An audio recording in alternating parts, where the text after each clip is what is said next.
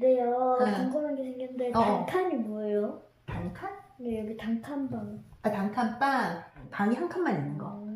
이슬이는 이거 리빙스톤 읽고 뭘 느꼈어? 저는 그냥 가는 게 아니라 새롭게 찾으면서 가야 된다는 걸 느꼈어요. 새롭게 찾으면서 어디를 가요?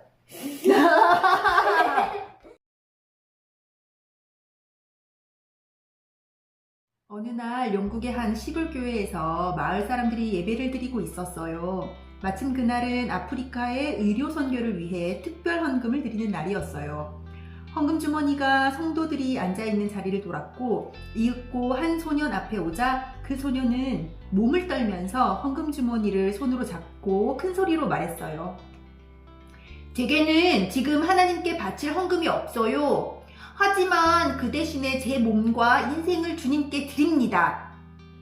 이 소년은 그때부터 의료 선교사의 목표를 이루기 위해 열심히 공부했어요. 결국 의과대학에 들어가 공부를 마쳤고 1840년에 아프리카 의료 선교사로 파견됩니다. 이 소년이 바로 리빙스턴입니다. 그는 1813년 봄 영국의 신실한 기독교 가정에서 태어났어요. 하지만 그의 부모님이 가난했기 때문에 9명의 식구가 좁은 단칸방에서 지내야 했어요. 리빙스턴은 어려운 가정 형편을 돕기 위해 일찍부터 방적 공장에서 일해야 했어요. 하루에 14시간씩 고된 노동이 계속되었어요. 하지만 피곤한 가운데에서도 리빙스턴은 야간 학교를 다니며 열심히 공부했답니다. 특히 책 읽기를 좋아하던 그는 디크란 사람이 쓴 종교 철학과 미래 국가의 철학이란 책을 통해서 개인적으로 예수님을 믿고 영접해서 구원을 받았답니다.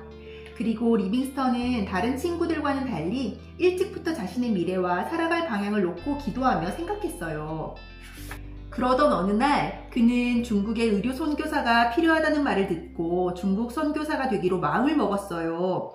이런 목표를 마음에 품고서 그는 의학을 배우기 위해 북부 스코틀랜드의 명문 글래스고 대학에 들어갔답니다. 그리고 의학 공부를 하면서 동시에 런던 선교회에 선교사 지원을 신청했어요. 런던 선교회는 그를 선교사 후보생으로 받아들이고 히브리어, 헬라어, 그리고 선교에 필요한 것들을 배울 수 있도록 도왔어요.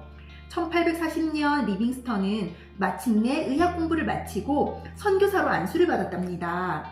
그런데 리빙스턴이 그렇게 열심히 중국 선교의 꿈을 이루기 위해 준비를 하고 있을 때 영국과 중국 사이에 아편 전쟁이 벌어졌어요. 그래서 영국의 런던 선교회는 당분간 중국에 선교사를 보내지 않기로 결정했어요. 그 소식을 들은 리빙스턴은 매우 실망했어요. 중국 의료 선교를 위한 그동안의 준비와 노력이 모두 소용없게 되었기 때문이지요. 그렇게 낙담하던 어느 날 리빙스턴은 스코틀랜드 출신의 선교사 로버트 모펫이라는 사람을 알게 되었어요. 모펫은 아프리카에서 선교를 하고 있었는데 실망에 빠진 리빙스턴에게 아프리카 선교를 하는 것이 어떻겠느냐고 말했어요. 중국만을 생각하고 준비하던 리빙스턴에게 아프리카는 너무나 낯선 땅이었어요. 아는 것이 하나도 없었죠. 하지만 예수님을 만난 후 살아야 할 이유가 복음을 전하는 데 있다고 생각했던 그는 모펫을 따라 가기로 결정합니다. 아프리카 선교를 위한 준비를 마치고 남아프리카의 케이프타운에 도착한 리빙스턴은 우선 아프리카어를 배우기 시작했어요. 말을 모르고서 선교를 할 수는 없으니까요. 그리고 그는 자신의 선교를 시작하기에 적합한 곳을 찾기 위해 곧 케이프타운을 떠났어요. 그는 북쪽으로 길을 떠나 로버트 모펫이 20년 동안 선교에 힘써왔던 지역에 도착했어요. 리빙스턴은 인구가 많고 회신자도 많은 번영하는 마을을 보게 되리라 기대했답니다. 그러나 그는 곧 완전히 실망하고 말았어요. 그 땅은 거의 황무지였으며 비가 오지 않아 가뭄의 피해가 심했답니다. 게다가 그들의 신앙 상태도 완전히 엉망이었어요. 리빙스턴은 얼마 지나지 않아 그곳 사람들이 교회를 그저 먹고 마실 음식을 주는 곳으로 생각하고 있다는 것을 알게 되었지요. 외부 세계를 모르는 아프리카 사람의 눈에는 피부가 하얀 유럽인들이 이상해 보였고 또 설교자들은 초자연적인 힘을 가지고 있다고 믿었어요. 그래서 백인을 처음 본 원주민들은 리빙스턴을 마치 귀신처럼 무서워하며 도망가기도 했어요.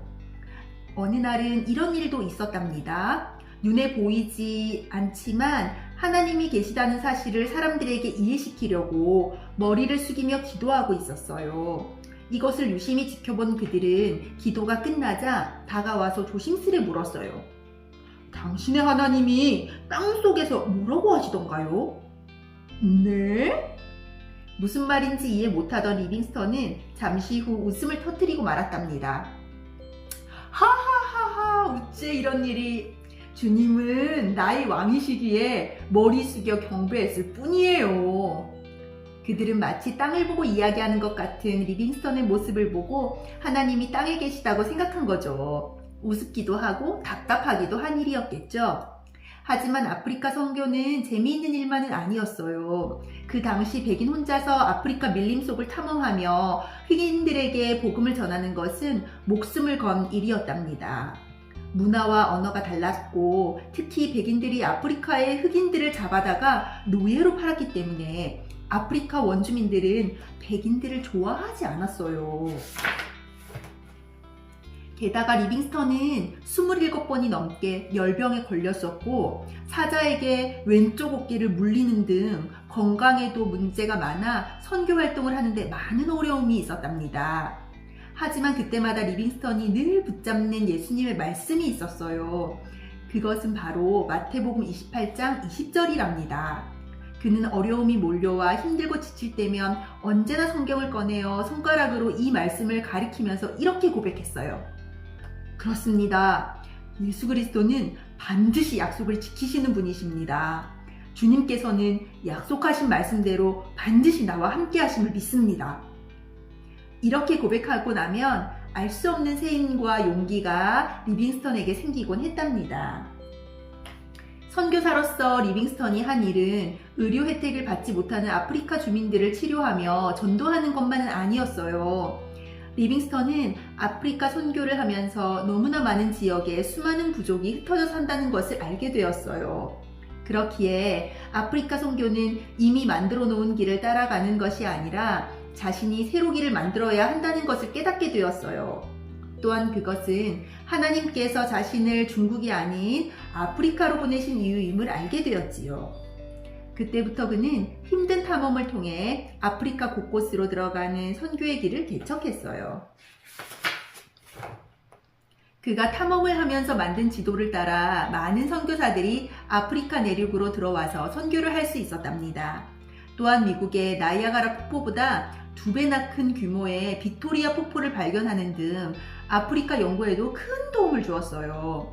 사실 리빙스턴은 일반인에게 지리학자요 탐험가로 잘 알려져 있어요. 남아프리카에서 처음 선교를 시작할 때 그는 아직도 선교사의 발길이 닿지 않은 수천의 마을에 대한 안타까운 마음을 가지고 있었어요.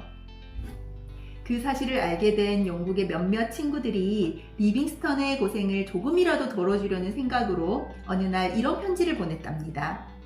리빙스턴, 낯선 땅에서 주님의 사랑을 몸소 실천하고 있는 자네에게 격려의 박수를 보내네.